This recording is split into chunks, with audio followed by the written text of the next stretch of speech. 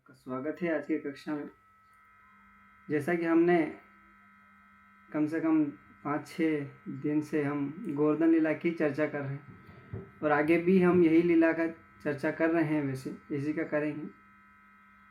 तो गोवर्धन लीला ये संपन्न हो चुके, सब ब्रज में सब इकट्ठे हो गए और ब्रजवासियों को शंका होने लगी कि कृष्ण भगवान है कि कोनी। सब एक दूसरा ने पूछ रहा, तो ये सब पूछता पूछता नंद महाराज के घरे गया और घरे आया बाद, अच्छा सब लोग हिंदी वाले हैं ना, मारवाड़ी वाले हैं ना, ये कोई मुझे एक दो का नाम पता नहीं चल रहा है इसके अंदर, एक दो क्या एक ही है, चलो ठीक है, मारवाड़ी लोग हैं सब लोग, ठीक है। तो ठीक है, ओके। तो सब लोग भगवान का घरे गोकुल में ही गया है और सब लोग नंद महाराज पर जैन गिरा के था को छोरो भगवान है, मानो नहीं मानो कि था माने सही से बताओ भगवान है कि कहे थान तो खबर रहेगा था गर्मी ज रहा एक तो कि कई के व्यो भगवान है कि नहीं कि यो भगवान अनि बातें माने ना पे शंका वीरी है कहा 7 साल की उम्र में अना गोवर्धन पर्वत उठे न क्यों था का कुल में या माँ को भले पूरा ब्रजवासी भी मलिन भी अगर पहाड़ ने उठावा की कोशिश करे तो भी पहाड़ ने उठाना असंभव है, इन्हें उठे हर कोई नहीं सके। तो ये छोटो बालक 7 दिन और 7 रात्रि तक कसन उठे सक्यो। अपना तो खलिया में फोन भली 7 दिन तक भली राखोन भली कसन एक ऊपरला खलिया मोबाइल भरी रखो तो भी या हाथ में पकड़ी रखो तो भी अपन ने घंटा लो जाओ, थोड़ी देर बातें मेली था। लेकिन भगवान 7 दिन बातें पर्वत उठना है क्यों बेने में भगवान एक शंका तो यह है माँ के पहलो कि चलो ठीक है बहुत असल आप ब्रह्म भी सीखे हो, मतलब ब्रह्म तो नहीं है लेकिन क्या मान लो चल युवा नहीं है तो पास पुतना को भी वध की दो है। भगवान कहता था 6 दिन का था खाली पुतना को वध करी ना क्यों कि मैं भगवत्ता को लक्षण विरोध ये सब प्रश्न लेन जिज्ञासा मन में भी मना है। सब लोग कटे गया नंद महाराज के घरे गया और नंद महाराज के घर जावा लगे नहीं कहवा लगे नंद महाराज ने क्या था माने सब मना को बताओ कि भगवान है कि नहीं। तो बस नंद महाराज के कहवा लगे कि वे नहीं ये भगवान तो नहीं है लेकिन जदि गर्गाचार्य अणा को कुंडली देख रहा था जदि ये कीरा था कि ये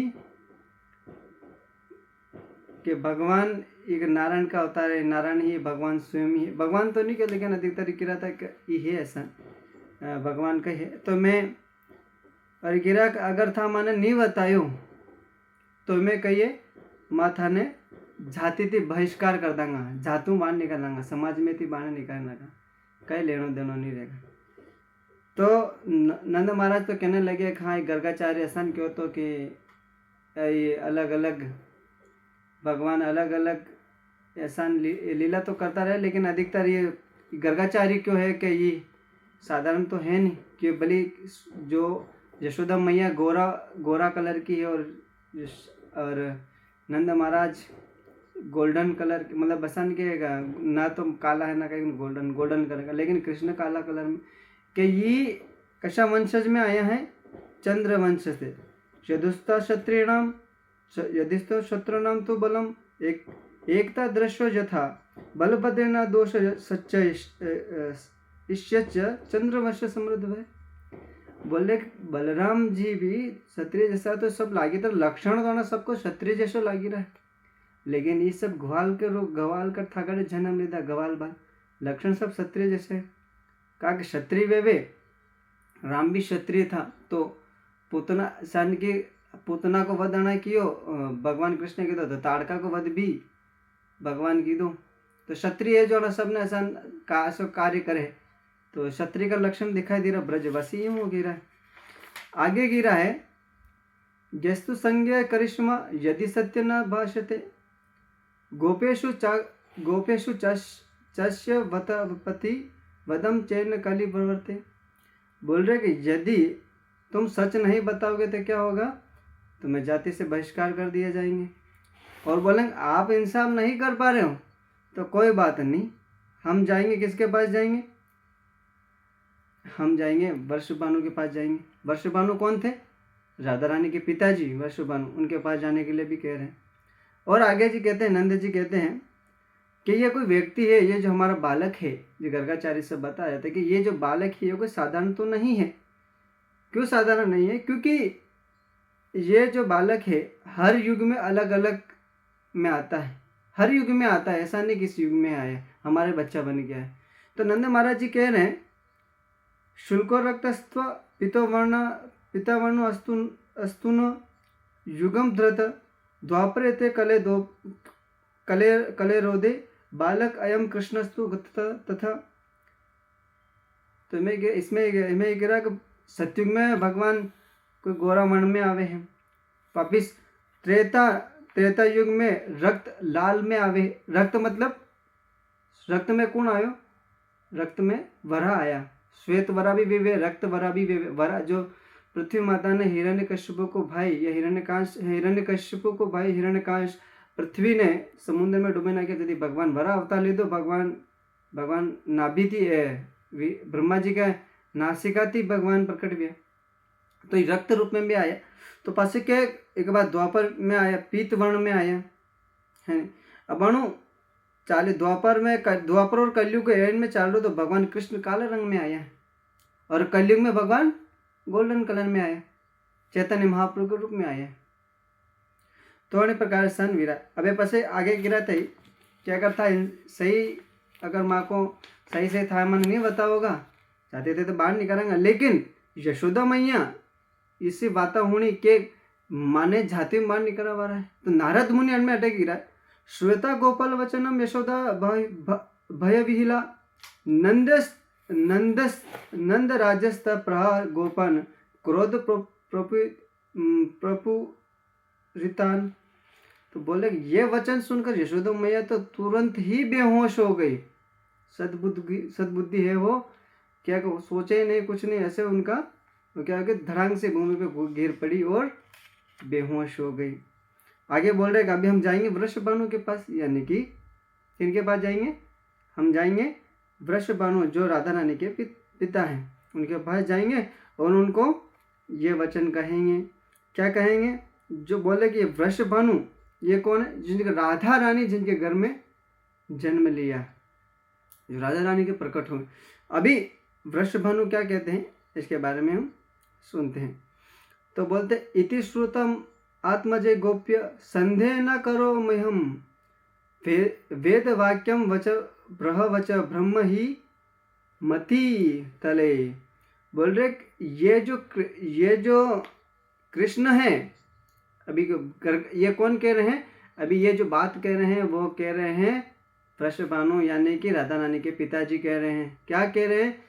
कि ये जो कृष्ण जो नंद के घर में जन्म लिया है ये कोई साधारण तो नहीं है।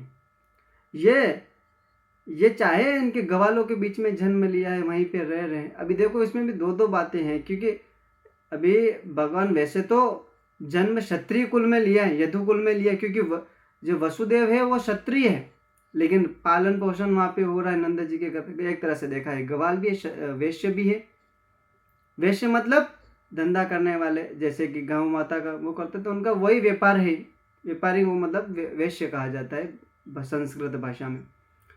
तो यहीं पे चल रहा है कि अपने ये जो बालक है ये जो नंद महाराज है ये कौन से वंशज में आता है? ये भरत वंश में आते हैं, भरत वंशज में आते हैं। और कृष्ण आते हैं कृष्ण आते हैं किन से वंश में बताया था अभी में? चंद्रवंश में आते हैं। तो चंद्रवंश में कृष्ण आते हैं। और राम भी राम सूर्यवंशी है और कृष्ण चंद्रवंशी है ना। तो कृष्ण चंद्रवंशी में आए। तो अभी बोल रहे कि ये जो भगवान इनके घर में जन्म लिया है ये कोई ऐसे नहीं आए, ये दैत्यों का विनाश करने के लिए इस धरातल पे आए हैं। और अभी ये वृषभानु जो समझा रहे हैं, तो ब्रजवासी को धीरे धीरे दिमाग में आ रहा है कि हाँ चलो ठीक है, ये दैत्यों का नाश करने के लिए और भगवान के भक्तों की रक्षा करने के लिए इस धरती पर प्रकट होते हैं। तो बोले दैत्य कौन कौन आए हैं? जैसे कि हम सभी हमको बताया, पूतना तो हमने बताई है, छठा भी बताया है। और बोल रहे ये तो जब छोटे हैं, अभी कंस का वध भी करेंगे। कंस दैत्य को मारने के लिए भी भगवान इस धरातल पे आए हैं, उन सबको मारने के लिए आए। और बोले अभी अपने पुत्र के विषय में गर्गाचार्य कही हुई इस बातों को सुनकर कभी भी संदेह नहीं करता, क्योंकि पृथ्वी पर वाक्य ही ब्राह्मण का वचन है। अभी गर्गाचार्य, अभी जो हम चर्चा करने वाले इसमें क्या बोले, गर्गाचार्य बोल रहे हैं। क्या बोल रहे गर्गाचार्य, इति श्रुता आत्मजय गोप्य संदेह न करो अमहम वेद वाक्यम ब्रह्म वच ब्राह्मण ही मही तले। तो बोल रहे जो ब्राह्मण जो कहते हैं वो क्या है, वेदों का वचन है। जो ब्राह्मण कह दे वो उसके बाद बात जो सत्य मानी जाती है। तो बोले हम तो कह रहे चलो ठीक है, हम गोप हैं, अनपढ़ हैं, वेद कभी पढ़े हैं या नहीं पढ़े। वृषभानु भी कह रहे हैं चलो ठीक है, लेकिन गर्गाचार्य जो आचार्य है वो भी कह रहे हैं कि ये कोई साधारण तो नहीं, ये स्वयं भगवान ही है। ये सब कह रहे हैं। तो ब्रजवासी को धीरे धीरे यकीन हो रहे हैं। अभी वापिस ब्रजवासी, अभी चलो ठीक है मान लिया, चलो अभी भगवान है, अब ब्रजवासी भी सब मान गए। अभी वापिस ब्रजवासी सब लोग क्या गए, नंद महाराज के पास गए और क्या कहने लगे, ये कहने लगे स्वगृह नामकरणम भवता चक्रत शिशो तव चौथादशी रीति गुप्त सर्वग्रह अपि यत।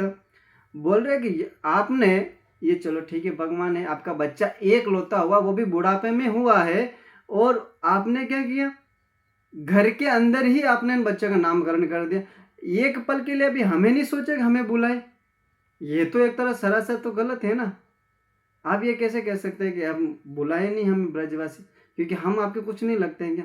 क्योंकि ब्रजवासी ऐसे कह रहे हैं, विचार कर रहे हैं कि कृष्ण तो हमारा प्राण ही जे, और ब्रजवासी के भी कृष्ण प्राण है, कि जतरो प्रेम ब्रजवासी करे वतरो प्रेम भी पाछो ठाकुर जी भी मनो करे। तो ये प्रेम ना संगी प्रेम ठाकुर जी ब्रजवासी अतो करेगा तो कृष्ण अतो करेगा, तो कृष्ण अतो का तो ब्रजवासी भी अतो करेगा। तो ये प्रेम बढ़तो जाए, कम कभी नहीं भी आध्यात्मिक संसार में। इको कई लेवल नहीं है, प्रेम की कई लिमिटेड नहीं है, तो कतरो प्रेम करना। तो ब्रजवासी को प्रेम तो देखा जाता है कि कोई सीमा भी नहीं है, अनंत है, कतरो प्रेम करे। ठाकुर जी को प्रेम भी अनंत। भगवान कहवे यदि कोई मारो भक्त मारा एक कदम बढ़ा तो मैं कहूँ 2 कदम बढ़ो, 10 है 1000 100 कदम बढ़ो, लेकिन एक कदम बढ़ाओ तो खरी। तो ब्रजवासी के साथ ये सब लीला कर ही रहा है। वैसे आगे नारद जी कही गिरा है कि वृषभानु साक्षात नंदराज जहाँ हाय काम प्रह गोपगण सर्व घृत्य मद समिता।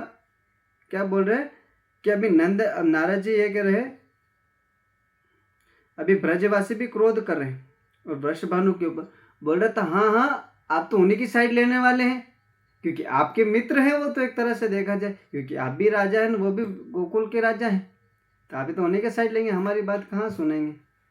तो इस प्रकार से बोले कि ठीक है अभी सब वो ऐसा कुछ नहीं है, बोला कि हम धर्म का साथ देंगे, इस प्रकार से कहने लगे, बोलने लगे। आगे चलते हैं। आगे क्या बोल रहे हैं भगवान, अभी चल रहे हैं कि आप भी एक राजा है, तो बोले कि आपके घर में अभी जो वृषभानु ये भी कहने लगे, क्या कह रहे थे कि थाका घर में जो पुत्री उत्पन्न हुई है इनको नाम है श्रीमती राधा रानी।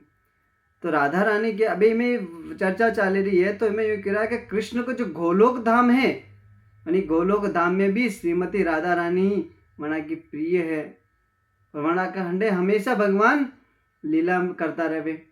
तो श्रीमती राधा रानी है जो थाका घरे प्रकट भी है, थाका घरे जन्म लीधो है, तो थाना को विवाह करवाओ कृष्ण का अंडे।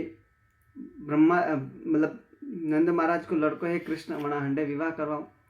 आज जो है बहुत ही मधुर लीला अब ये श्रवण करवा वाला है।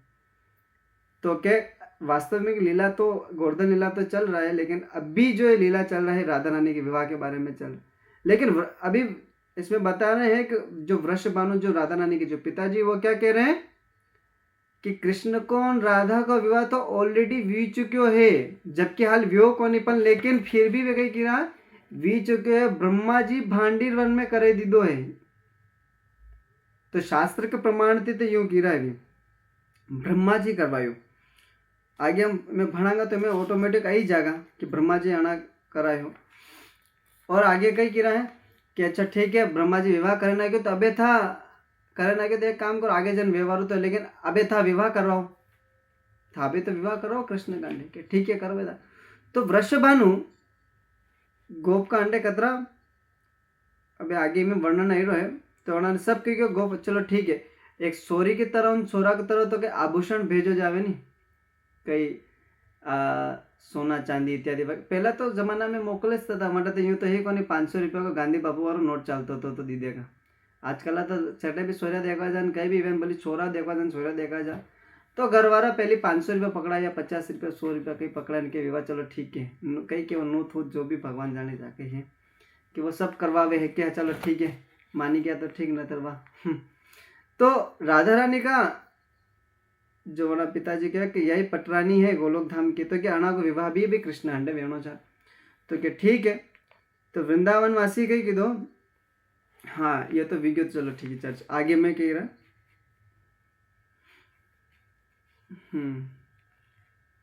कि विवाह करवाओ मनाओ तो विवाह करावाते भगवान कही कि दो मनावाते के मनाने कि सोना का सोना नहीं सॉरी एक मोती आवे हैं जो बहुत ही महंगा है कि एक मोती की कीमत 1 करोड़ थी भी ऊपर है तो आसान 100 मोती की माला या पचे इतनी ऊपर वेगा कहीं खबर नहीं कि थाल भरी ब्रजवासी का हाथ में या वृषभानु का जो सेवक है वरना हंडे लेन हो दो नंद महाराज के घरे मोकल्यो। तो मैं कह रहा कि ब्रजवासी नंद तो चलो ठीक है राजा है लेकिन इतना भी बड़ा नहीं है। वृषभानु तो क्या है वृषभानु तो राजा था मोटा था राधा रानी का कागा राधा रानी स्वयं है तो धन की कमी नहीं है। वैसे भगवान भी गोकुल में रहा धन की बटे कमी नहीं है लेकिन राधा रानी का पिताजी देखो कि कृष्ण का बात मोकलांगा का ये बाणु मोकले आसान मोटो क्या कि जो हार थो वे आसान कई थारिया भरीन या कतरे जा कतरे मोकले में तो कई आई नहीं रहो इन्हें मोतियों की 1 करोड़ स्वर में थोड़ा पढ़ लेता हूँ। उन्होंने स्थूल मोतियों के 1 करोड़ हार लिए जिसमें पिरोया हुआ एक मोती 1 करोड़ स्वर्ण मुद्रा मोल पर मिलने वाला था। एक मोती 1 करोड़ रुपए के थे तो उसके अंदर मोती या कितने होंगे तो उनके बोल रहे हैं कि ये 1 करोड़ के थे। ऐसे थाल भर के या हार उन्होंने क्या किया नंद महाराज के घर पर भेजने के लिए भेजा उन्होंने। और ये जब उनके नंद महाराज सबके पास ये जब घर में गए कि वृषभानु ने आपका पुत्र के साथ विवाह करने के लिए उन्होंने ये सब भेजा है आप उनसे विवाह करवाइए उनका पुत्र अपने आपके जो पुत्र है कृष्ण और राधा रानी के साथ विवाह करवाइए। बोले ठीक है लेकिन शर्त में यह भी होता है कि जितना बेटी के पिताजी ने दिया है उतना ही हमें क्या करना है पिता को भी देना चाहिए पिता को भी देना चाहिए। ऐसा तो है नहीं कि नहीं कि सिर्फ अकेली लड़के वाले ने भेज दिया लड़की ने दहेज दे दिया ऐसा हो गया नहीं। वहाँ पे भी क्या बोले माँ के पहले ऐसा कुछ होता था कि जितना दिया है उससे अधिक देना चाहिए या कुछ ना कुछ देना चाहिए खाली हाथ तो उस व्यक्ति को भेजना ही नहीं चाहिए। तो वृषभानु के जब वृषभानु के पास ये सब गए ब्रजवासी जब ब्रजवासी गए तो उनको देख रहे हैं उनको सब लाए हैं तो अभी नंद महाराज के पास तो कुछ है नहीं। तो नंद महाराज के पास है क्या नंद महाराज के पास सिर्फ क्या धन है उनका गोप का धन क्या है जो ग्वाले का धन होता है वो धन क्या है उनका धन सिर्फ गाय है और कुछ नहीं है। गाय दूध ही उनका धन है गाय उनका धन है और माखन ये सब उन्हीं का यही धन है और कुछ धन तो है नहीं उन्हीं से उनका जीवन चलता है। तो बोले क्या किया जाए हार लेके आए अंदर रखा बोले आप सब वेट करो हम थोड़ा क्या करते हैं हमने पत्नी से बात करते आते यशोदा मैया से बात करके आते। तो नंद महाराज चले गए माता यशोदा थाल वो रख के अंदर पीछे से कृष्ण आए उस थाल को लिया उस थाल में से हार को निकाला और ऐसे ही निकल गए बाहर और बाहर निकल गए उस जो हार है उस हार का जो मोती होता है वो 1 करोड़ का होता है। तो उन्होंने क्या किया भगवान ने उस हार को तोड़ लिया ऐसे माला होती ना ऐसे हार को उन्होंने तोड़ दिया और एक एक मोती को खेत में फेंकने लगे और फेंकने लगे थे। यहाँ पे नंद महाराज जी सब चर्चाएं चल रही है क्या चर्चाएं चल रही है कि बोले बेटे का लड़की वाले की तरफ से हाँ आया है, मतलब क्या बोलते हैं उनको, विवाह करने का प्रस्ताव आया है। वृषभानु वो भी राजा है और हमारे पुत्र से विवाह करना चाहते हैं। क्यों करना चाहते हैं? क्योंकि हमारे पुत्र के अंदर दिव्य गुण है। क्या दिव्य गुण है? वो तो बाहु बोलते हैं, इसके अंदर बाहु में उनकी अनंत शक्ति है, जिन्होंने गिरिराज महाराज को उठाया था।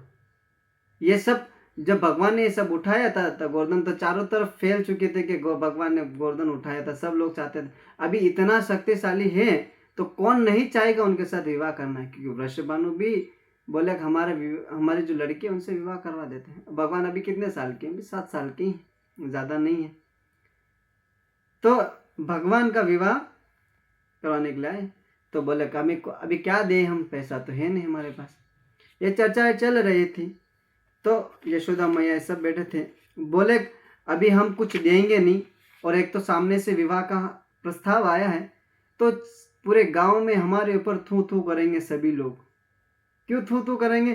क्योंकि सामने से विवाह आया है और उन्होंने इतना या कुछ दक्षिणा क्या बोलेंगे उसको, लड़की वाले की तरफ से जो भी पैसा या हार दिया है और हमें उनको दुगना देना, लेकिन हमारे पास है नहीं। अगर हम नहीं दिया तो हमारे गांव में थू थू होगी। बोलेगा इसीलिए सब लोग मानेंगे हम तो गरीब ही हैं, हमारे पास कुछ है नहीं, लाचार हैं, हमारे पास कुछ है नहीं। और बोला कि आपका पुत्र इतना शक्तिशाली लेकिन कुछ है नहीं। तो अभी क्या गया, उधर भगवान ने क्या किया, हार तोड़ के खेत में डाल दिया। और जैसे नंद महाराज आए उस थाली में देखने लगे, भाई साहब हार तो है ही नहीं, एक हार का है नहीं। तो बोले क्या किया जाए? तो बोले अभी कहाँ गए, हार कहाँ गया, हार कहाँ गया? तो बोले कि अभी क्या करना चाहिए? तो बोले कि यदि कृष्ण आएंगे या कोई आएंगे तो पूछना पड़ेगा क्या वो हार तो नहीं लेंगे, क्योंकि चोरी की आदत तो थी भगवान को। माखन तो चोरी करते ही थे और क्या करते थे, गोपियों के कपड़े वगैरह चीर हरण पे किया। ये लीला हम सब श्रवण नहीं किया क्योंकि हमने इसको स्किप कर दिया। इसका स्किप क्या, अभी तो आया नहीं, अब तो इसीलिए वो चर्चा नहीं करेंगे। तो भगवान चोर तो है ही, चोरी तो करते थे। तो भगवान से आएंगे तो पूछेंगे। बोले अभी क्या बोलते हैं, अभी बोलते नंद महाराज जी पूछ रहे हैं अपने भगवान से, नास्ते सर्वयतमान तत्रपि न्यूनतम प्रगत अहो कलोको भवति ज्ञातेषु सर्वेषु सर्वत। बोले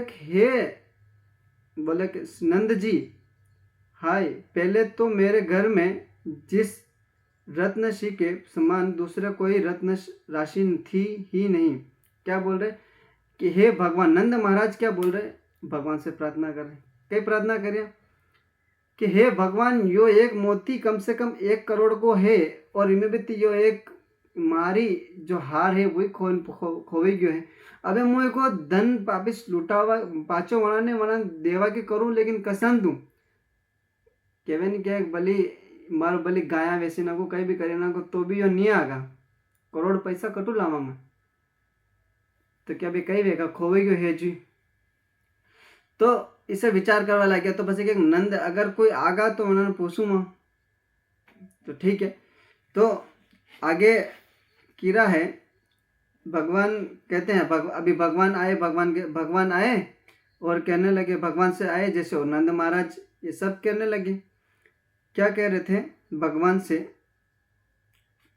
यानी भगवान बोल रहे हैं, भगवान आए, भगवान के पास आके कहने लगे, कृष्ण वाला वया गोपा सर्वबीज प्रहो हका क्षेत्र मुक्त प्रवजिजानी विक्रणित कृता वाहनम।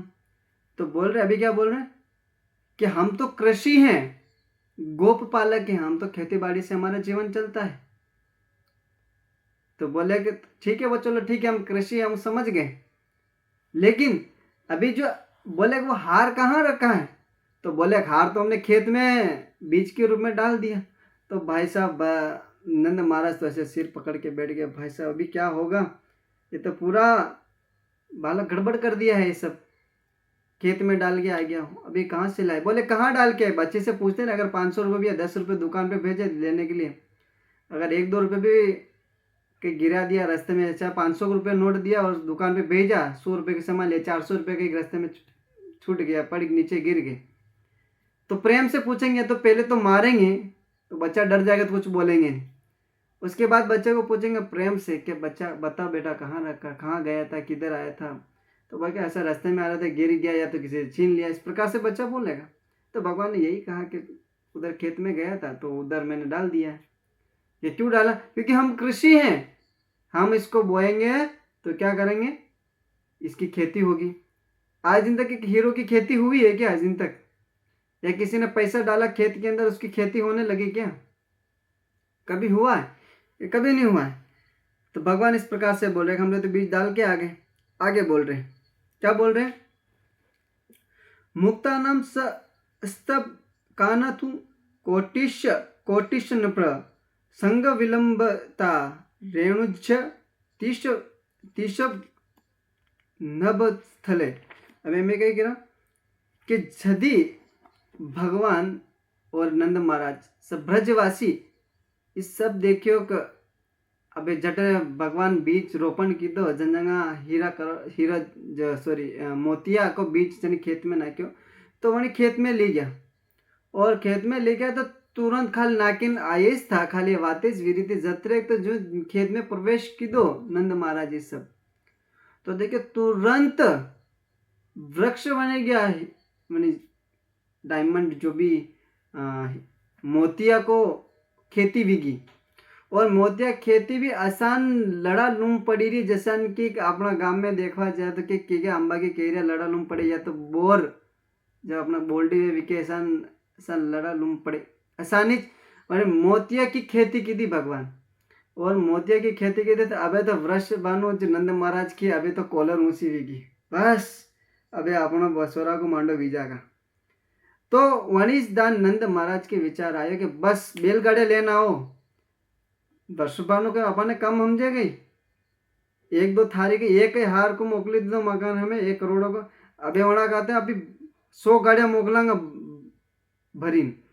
तो वणिस दान के वर्षभानु नंद महाराज के दो बैलगाड़ियां भरी और वर्षभानु मना का आड़े रवाना की दी कि बस विवाह पक्का समझो, बस मांडा की तैयारी करो। तो भगवान इमें कहिए भगवान की खेती की दी, खेती की दी भगवान जेवरात की खेती की दी, हीरा की खेती की दी है, मोतिया की खेती की दी है, अपना बाप दादा तो कभी की दी को नहीं, तो भगवान ये खेती की दी। कथा तो वैसे अटिस खत्म है, लेकिन आगे में यूं गिरा है, यदि कोई मुक्ते शपे कृथा यत्र हरिणा नंद सुनना सुनना मुक्त सरोवस्त्र झतो मिथिला तीर्थ राट।